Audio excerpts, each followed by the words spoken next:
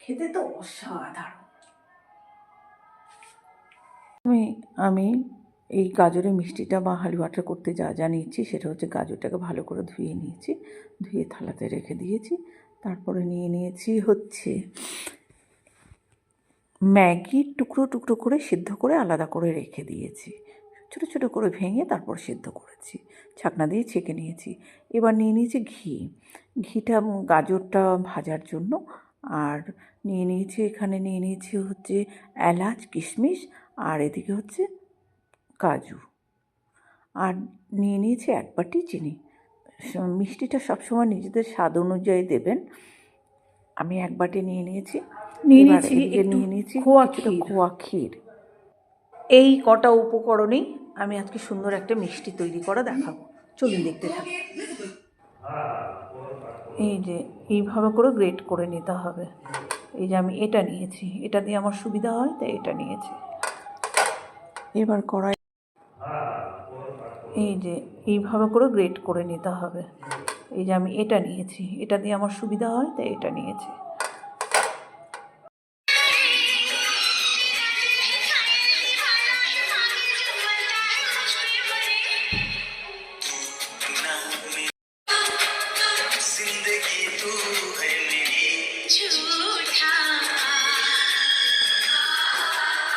দারুণ হবে এই ভিডিওটা।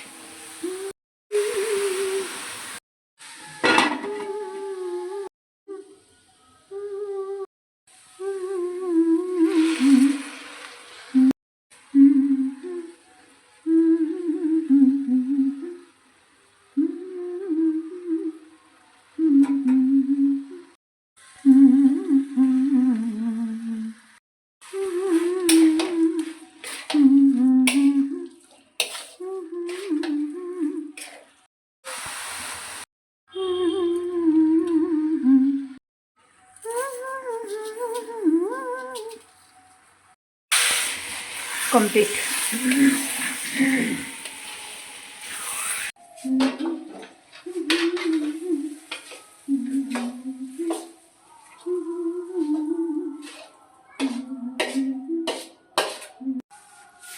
ঘরে যদি থাকে সামান্য উপকরণ, সেটা দিয়েই বানিয়ে ফেলা যায় গাজর ম্যাগি সুন্দরম। এই দেখো।